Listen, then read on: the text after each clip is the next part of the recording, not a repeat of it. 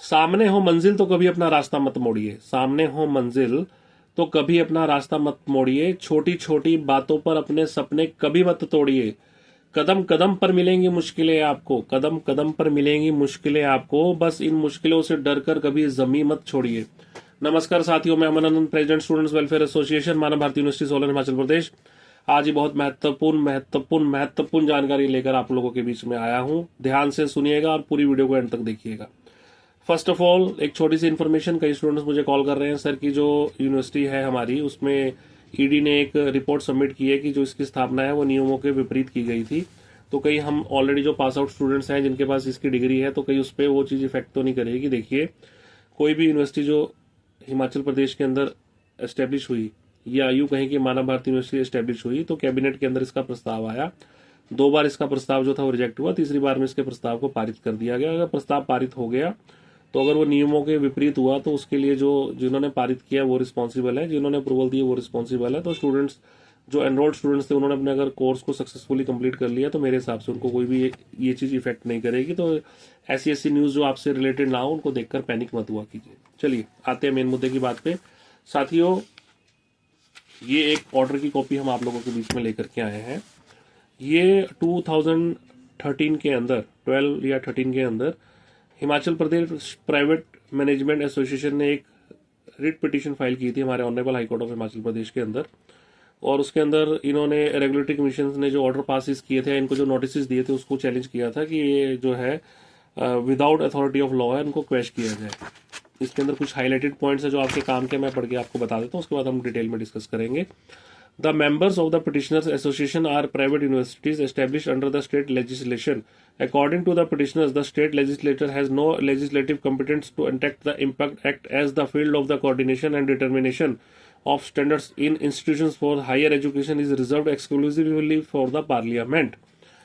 ठीक है, और इसकी जो एंट्री है वो 66 पॉइंट पे है। ठीक है, तो उसके अंदर इन्होंने बेसिकली ये बोला है कि जो ये मेंबर्स हैं, इनके जो भी पावर्स हैं, जो इनके स्टैंडर्ड्स को मेंटेन करने के, वो पार्लियामेंट के पास जो है वो रिजर्व है। तो कोई भी स्टेट जो है प्राइवेट एक्ट इनके ऊपर नहीं ला सकती, या कमीशन यूं कहें कि नहीं ला सकती जो इनको पेनलाइज करे, जो कि article 14 of the constitution of India की वायलेशन है। ठीक है, उसके बाद इसके अंदर जो मेन पॉइंट है, इन्होंने ये भी एक्सेप्ट किया कि फर्दर जो आपके रिलेटेड, ये आपसे रिलेटेड जो ये पॉइंट है, ध्यान से सुनिएगा। Further the Impulse Act provides that the serve penalties including for the commission of minor lapse of the private universities which is the unreasonable and violation of Article 14। ध्यान से पढ़िएगा, यूनिवर्सिटीज खुद मान रही हैं कि अगर हम कोई माइनर लैप्स कर देते हैं, अब इसका बेनिफिट किसको मिलेगा? वो स्टूडेंट्स जिनके रिजल्ट्स मिसमैच है, वो स्टूडेंट्स जिनके नेम्स की करेक्शंस हैं, वो स्टूडेंट्स जिनका नाम ग्रीन शीट में तो है, डिस्क्लोजर लिस्ट में उनकी जगह किसी और का नाम भेज दिया गया। ये अकॉर्डिंग टू टेक्निकल पॉइंट्स ये माइनर लैप्स होते हैं, और इसको खुद इन्होंने एक्सेप्ट किया कि हम माइनर लैप्स भी कर देते हैं तो ये हमें पेनलाइज कर देते हैं। ऐसा होना नहीं चाहिए। ठीक है, पेनलाइज करना सही है गलत है वो हमारा मुद्दा नहीं है। यहाँ पे एक्सेप्ट कर रहे हैं कि माइनर लैप्स होते हैं, किसी भी इंस्टीट्यूशन के अंदर जाओ माइनर लैप्स होते हैं, तो उसके लिए ये नहीं होता कि आप लोग जो है बच्चों की लाइफ को डिस्ट्रॉय कर देंगे या बोल देंगे ये बच्चा जेन्युइन नहीं है, इसका डिस्क्लोजर लिस्ट में नाम नहीं है, या इसकी डिस्क्लोजर लिस्ट अवेलेबल नहीं है। ठीक है, इस टाइप से इतना बेनिफिट लिया जाता है in the court of law. ठीक है, उसके बाद ध्यान से देखिए, petitioners have pressed into service of decision of the apex court in the cases of Gujarat University and others, Express Hotels Private Limited versus State of Gujarat, Osmania University, Teacher Association versus State of Andhra Pradesh। Many इन्होंने जो थे sporting documents या यूं कहें कि judgements इन्होंने लगाई, जिसको कोर्ट, हमारे honourable high court of Himachal द्वारा कंसीडर किया गया। ठीक है, सेकंड थिंग, इसमें जो रेगुलेटरी कमीशन के काउंसिल थे, council for the regulatory commission, उन्होंने ये सबमिट किया, this factual position was sought to be demonstrated to justify the necessity of the state regulatory commission to secure the interest of the students and the community। Regulatory commission के जो council थे उन्होंने बोला कि हमें इस commission की through out the state इसलिए जरूरत है कि जो है स्टूडेंट्स के जो है इंटरेस्ट्स को सिक्योर करके रख सके। यहाँ पे एक सवाल बनता है, क्वेश्चनिंग बनती है। According to state, Manav Bharati university का जो स्कैम, या यूं कहें कि जो स्टेट कहती है इन्होंने स्कैम किया, वो 2020 में हाईलाइट हुआ। मतलब 2020 के बाद ये लिटिगेशन स्टार्ट हुई। 2013 से आप लोग वर्किंग में हैं। यहाँ पे आपके काउंसिल बोलते हैं कि बच्चों के जो इंटरेस्ट है उसको सिक्योर करने के लिए है। एक बात का जवाब इनसे पूछना चाहिए, या हम पूछेंगे इन फ्यूचर जब हमें मौका मिलेगा, कि 2013 से लेकर 20 तक आपको जो यूनिवर्सिटी, हमारी मानव भारती यूनिवर्सिटी ने जो डिस्क्लोजर लिस्ट आपने शेयर करी, आपने उसका प्राइवेट कभी ऑडिट नहीं करवाया। कभी आपने ये चेक नहीं करवाया कि जो इन्होंने डिस्क्लोजर लिस्ट हमें शेयर करी है वो एज इट इज सेम है जो ग्रीन शीट में स्टूडेंट्स हैं, या जो वहाँ पे जो बच्चे एनरोल्ड है, या डिफर है, किसी का नेम मिसमैच तो नहीं है, किसी का रिजल्ट मिसमैच तो नहीं है। आपने प्रॉपरली अपना रिकॉर्ड तो आपने वहाँ पे प्रिक्योर करानी या रिजर्व करानी, ठीक है, प्रॉपरली उसको मेंटेन करानी। और यहाँ पे आप बोलते हैं कि ये जो है, जो स्टूडेंट्स के जो इंटरेस्ट्स को या उनकी लाइफ को सिक्योर करने के लिए कमीशन इसलिए बनाना जरूरी है थ्रू आउट द स्टेट, जो कि एक हास्यास्पद बात लगती है अपने आप में। उसके बाद पेज नंबर 31 में आते हैं, whether the parliament has made a law on that subjects otherwise in case on comparing the provisions of section 3 read with section 9 of the act 2010 with the central legislation, the University Grant Commission Act 1956, there is no manner of doubt that the parliament has already made a law for the establishment of commission under the central act by virtue of the section 4 thereof, which has been invested with the powers and functions under section 12 of the act of 1956 inter alia for the promotion and the coordination of the university education and for the determination to maintain the standard of teaching, examination and research in the universities। कि already parliament ने 1956 के अंदर ही private universities के accordingly इनके जो determination है, standards जो इनका है बच्चों की स्टडी का या उनकी यूनिवर्सिटीज का, वो एक्ट बना रखा है। तो HPPRC अलग से बनाने की तो कोई जरूरत ही नहीं है। उसका पेज नंबर 35 पे आते हैं, second part of the sub section 1 of section 9 reinforces the argument of the petitioner that the real intention of establishing the state regulatory commission is to penalize the private education institution and recover the huge amount from them in the name of penalty under section 11 of the act। कि counter ये लिया गया कि जो ये जितना भी इन्होंने अपना एक्ट बनाया HPPERC ने, ऑलरेडी ये एक्ट है वो 1956 के अंदर पार्लियामेंट हमारी पास कर चुकी है। तो इस एक्ट को बनाने का सिर्फ और सिर्फ यही मकसद है कि प्राइवेट यूनिवर्सिटीज को जो है पेनल्टी के नाम पे उनसे ह्यूज अमाउंट कलेक्ट किया जाए और उनको सिर्फ और सिर्फ पेनलाइज किया जाए। उनको पेनल्टीज लगाने के लिए इसको बना दिया गया कि अगर माइनर लैप्स भी होता है, कोई छोटी करेक्शन भी होनी होती है, उसके लिए भी पेनल्टी लगा देंगे। तो जो कि ऑलरेडी 1956 के अंदर तो ये एक्ट पास हो ही चुका है, UGC का एक्ट, और उसके अकॉर्डिंगली ये जितनी भी यूनिवर्सिटीज थी वो एस्टेब्लिश हुई थी। तो इस प्रकार से उन्होंने अपनी बातें वहां पे रखी, ठीक है। तो उसके बाद जो था, हमारी माननीय उच्चतम न्यायालय हिमाचल प्रदेश के द्वारा ये ऑर्डर पास किया गया। For the reason already noted, we are inclined to allow this writ petition and make the same absolute in the terms of prayer clauses A, B as prayed for. Accordingly, this writ petition succeed. The rule is made absolute in the terms of prayer clauses A and B of the writ petition with cost. Prayer clause A and B read thus. Consequently declares that the assessment orders, circulars, notices passed by respondent number 3 are without authority of law and quash the same। कि basically इस order के अंदर ये था कि private universities ने HPPERC को ही challenge कर दिया था कि ये जो है आउट ऑफ लॉ इन्होंने नोटिस इशू करे और उन सबको क्वैश किया जाए, क्योंकि according to act passed by the parliament in 1956 इनके पास इसकी कोई भी अथॉरिटी या लॉ नहीं है। और टिल डेटेड, यहाँ में मैं आपको एक चीज क्लियर करने देता हूँ या कर देता हूँ, टिल डेटेड अभी तक इस honourable high court of Himachal Pradesh के ऑर्डर के अगेंस्ट HPPERC जो थी honourable supreme court of India में गई थी, और टिल डेटेड वो पिटीशन उनकी वहां पे पेंडिंग है। मतलब खुद ही अपने आप में अपना अस्तित्व जो बचाने के लिए honourable supreme court of India के अंदर गए हुए हैं, उनकी नेग्लिजेंसीज के कारण, उनके प्रॉपर रिकॉर्ड को मेंटेन ना कर पाने के कारण, जो स्टेट का फोकस था कि प्राइवेट यूनिवर्सिटीज के अंदर एजुकेशन स्टैंडर्ड्स को मेंटेन करके रखेंगे, उनके ऊपर गवर्न करके रखेंगे, कोई गलत काम ना हो, उन्होंने उन रूटीज को कहीं पर नहीं अपनाया। सिर्फ और सिर्फ जो पिटीशन के अंदर बात थी कि प्राइवेट यूनिवर्सिटीज को पेनलाइज करने के लिए इनको बनाया गया था। इनका काम था पेनल्टी के रूप में उनसे पैसा इकट्ठा करना। कोई भी मानव भारती के प्रकरण में अगर आप लोग देखें, किसी भी एजुकेशनल स्टैंडर्ड को इनके द्वारा मेंटेन नहीं किया गया, किसी भी प्रकार का ऑडिट इनके द्वारा नहीं किया गया जिससे पता लगता कि यहाँ पे कोई स्कैम चल रहा है। किसी भी प्रकार से इनके द्वारा यह गवर्न नहीं किया गया कि according to the allegation submitted by the state कि इन लोगों ने फेक डिग्रीज इशू की हैं। तो ये सारी की सारी नेग्लिजेंसीज थी, और आज इसी को बीइंग एन मेंबर ये पैरामीटर भी बना दिया गया कि आपका डिस्क्लोजर लिस्ट में वहां पे नाम होना कंपलसरी है। डिस्क्लोजर लिस्ट आपके पास सारी की सारी टाइमली अवेलेबल नहीं हो पा रही, या नहीं हो पाती थी, या नहीं अवेलेबल थी, according to the reply submitted by the HPPERC to the chairman of the committee, कि उनके बाद 2013 से लेकर 20 तक कुछ कुछ डाटा ही अवेलेबल है। 2013 से पहले का एडमिशन रजिस्टर्स को आप कहते हैं कि एज ए डिस्क्लोजर लिस्ट आप लोग कंसीडर कर लीजिए। आप लोग खुद ही अपने पैरामीटर्स को वायलेट कर रहे हैं। एक तरफ तो आप कहते हो कि डिस्क्लोजर लिस्ट में नाम होना कंपलसरी है, 2009 से 13 तक जब तक आप लोग एस्टेब्लिश नहीं थे तो आप लोग कहते हो कि एडमिशन रजिस्टर को ही आप as a disclosure list consider कर लो। 2013 से 20 तक किसी का अगर डिस्क्लोजर लिस्ट में नाम नहीं है बट उसका एडमिशन रजिस्टर में नाम है तो आप उस बच्चे को रिलीफ नहीं देते हो, क्योंकि उस टाइम पे आप थे नहीं।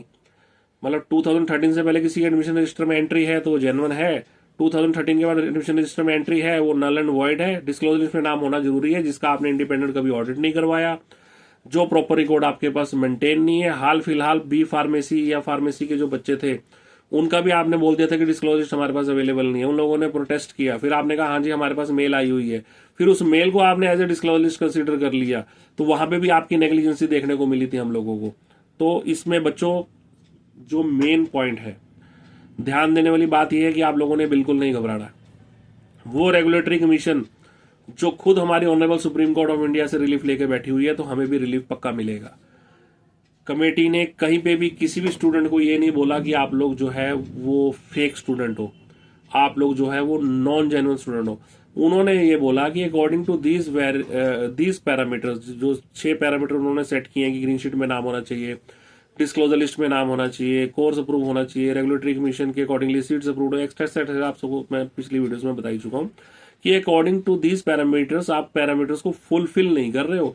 उन्होंने ये कहीं नहीं कहा कि आप फेक स्टूडेंट हो, यूनिवर्सिटी ने कभी नहीं बोला कि आप फेक स्टूडेंट हो, यूनिवर्सिटी ने कभी नहीं आपको ये बोला जिस बच्चे का ग्रीन शीट में नाम है उसका एग्जामिनेशन रिकॉर्ड है उनको यूनिवर्सिटी ने कभी नहीं बोला कि आप हमारे स्टूडेंट नहीं हो।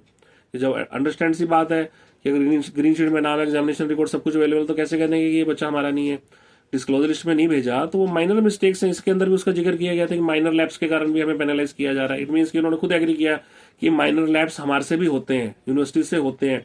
अब अगर किसी का नेम का करेक्शन है, नेम मिसमैच है तो माइनर लैब्स है, वो किसी का ग्रैंड टोटल गलत है, माइनर लैब्स है। अब वो माइनर लैब्स तक की परमिशन तो आप लोग दे नहीं रहे इनको कि आप माइनर लैब्स के अकॉर्डिंगली उसको करेक्ट करके बच्चों को डॉक्यूमेंट्स इशू कर दो। तो काफी सारे पॉइंट्स हैं, तो घबराने की जरूरत नहीं है।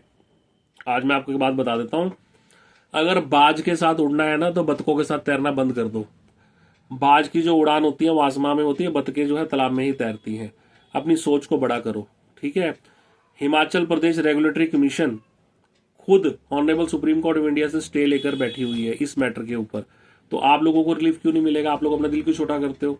आप लोग ये टेंशन लेके क्यों बैठे हो सर क्या होगा क्या होगा? देखो मेरी बात सुनो, अगर हम लोग SLP फाइल करते हैं या आप लोग SLP फाइल करते हो, ठीक है, या सिविल सूट ही फाइल करते हो, तो 1-2 साल लगेंगे मैक्सिमम, 6 महीने, 3 महीने, 6 महीने, 1 साल, 1.5 साल, 2 साल मैक्सिमम। मैटर टू मैटर वो डिपेंड करता है, ठीक है।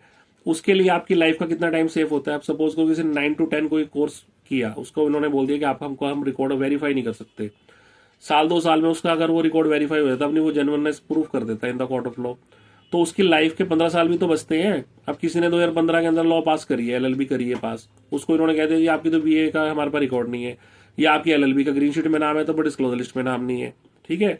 तो 15 से 25, 10 साल की उसका एक्सपीरियंस खत्म हो रहा है। 25 के बाद दोबारा 3 साल में वो दोबारा से कोर्स करेगा, 28 तक कोर्स कंप्लीट होगा। तो यार सिविल सूट फाइल करने में क्या दिक्कत है?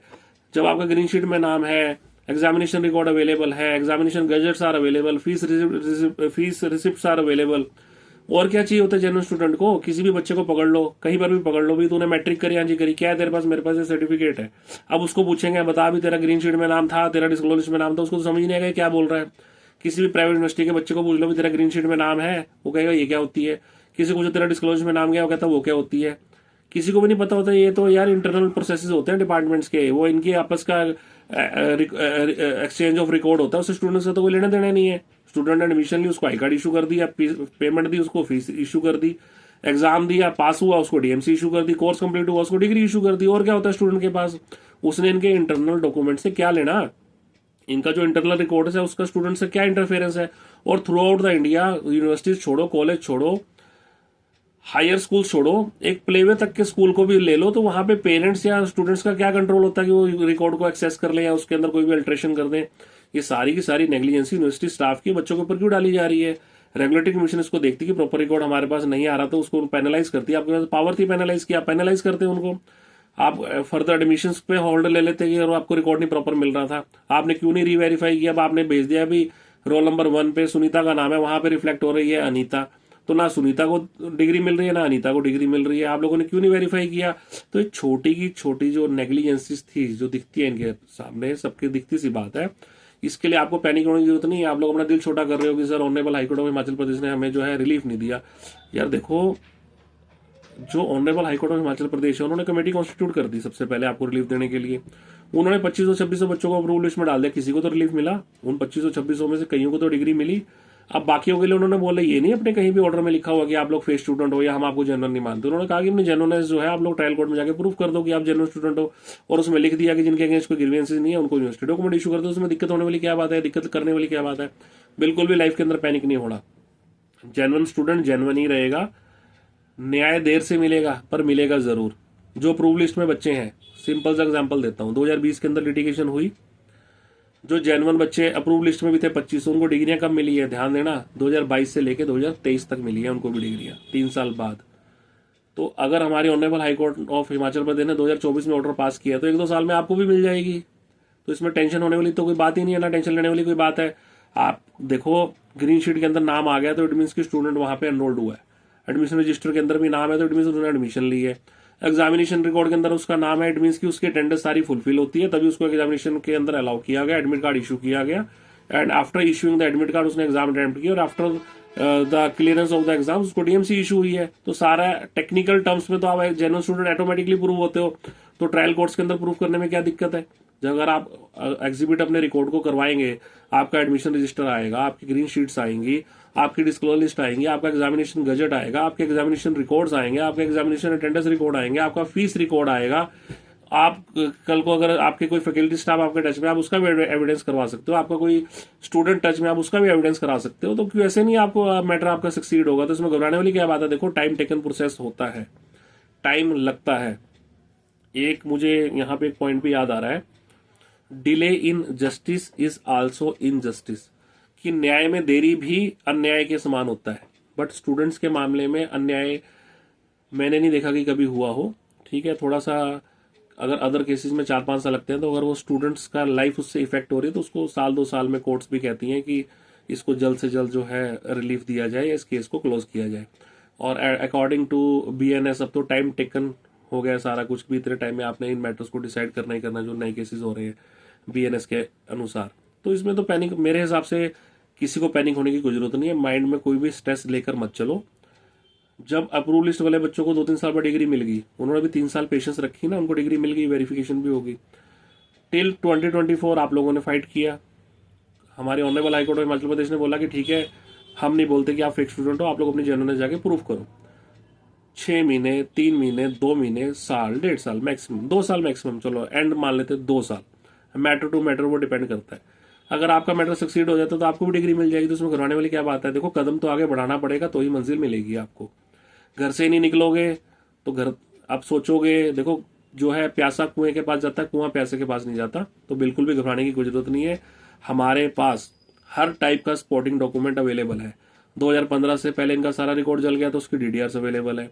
यूनिवर्सिटी ने लिख के दे रखा है कि ग्रीन शीट को मेंटेन करना और इसको फॉरवर्ड करना हमारी रिस्पॉन्सिबिलिटी, वो हमारे पास अवेलेबल है। रेगुलेटरी कमीशन ने बोला कि 2013 से पहले हम एस्टैब्लिश नहीं थे, उस टाइम पे एडमिशन रजिस्टर को एज डिस्क्लोज लिस्ट आपने कंसीडर करना, वो डॉक्यूमेंट हमारे पास है। 2013 से लेके 20 तक का प्रॉपर रिकॉर्ड उनके पास अवेलेबल नहीं था, जो उन्होंने डिस्क्लोज किया अपने लेटर के अकॉर्डिंगली, वो हमारे पास अवेलेबल है। गजट्स अवेलेबल हैं स्टूडेंट्स के, जो है हमारे पास एग्जामिनेशन के तौर पे जो आपके पास रिसिप्ट्स हैं वो अवेलेबल है। सब कुछ तो अवेलेबल है, तो आपको घबराने की क्या जरूरत है। थोड़ा सा टाइम दीजिए, देखिए अपनी लाइफ को सेव करके चलिए। 2009, 10, 11, 12, 13, 14, 15 में भी अगर किसी ने अपने कोर्सेज को कंप्लीट किया है ना, तो अभी 10 साल उसकी लाइफ के जा रहे हैं। सपोज करो किसी ने 15 के अंदर एलएलबी कंप्लीट किया है, मैं नॉर्मल सा एग्जांपल देता हूँ, और 15 से उसने प्रैक्टिस करनी शुरू कर दी, तो आज की डेट में 10 साल की उसकी प्रैक्टिस हो गई। अब वो 2025 में अपना दिल छोटा कर लेगा, नहीं यार मेरी तो डिग्री इन्होंने वेरीफाई नहीं कर रहे, दोबारा एलएलबी करेगा, 2028-29 में उसकी एलएलबी कंप्लीट होगी। 10 साल का एक्सपीरियंस जीरो, दोबारा से क्वालिफिकेशन गेन करनी पड़ी, फिर से फ्रेशर एज ए फ्रेशर आप एनरोल्ड होंगे, दिक्कत। ये ही कंडीशन सभी बच्चों पे एप्लीकेबल है। और जितने भी बार काउंसिल से भी मेरे पास इन्फॉर्मेशन आ रही थी कि जितने भी स्टूडेंट्स को नोटिस दिया हुआ है, उनको भी जो उनकी जो अभी हमारे इलेक्शन होने वाले उसके अंदर उनकी वोट भी जो है वो काट दी गई है। तो आप लोग भी जो सोच रहे हैं ना कि हम ऑलरेडी वेरीफाइड है या हमें तो नोटिस मिला नहीं है, कोई दिक्कत नहीं है, तो देखिए आप लोग भी अपनी वेरिफिकेशन करा के सिविल सूट्स को फाइल कर लीजिए इससे पहले कि आपके अगेंस्ट कोई लीगल एक्शन हो जाए। ठीक है, क्योंकि अगर आप एक बार किसी भी डॉक्यूमेंट्स का बेनिफिट आप ले लेते हो ना, किसी भी डॉक्यूमेंट का बेनिफिट ले लेते हो, तो अकॉर्डिंग टू लॉ आपने वो जो है क्राइम जो है वो कर दिया है।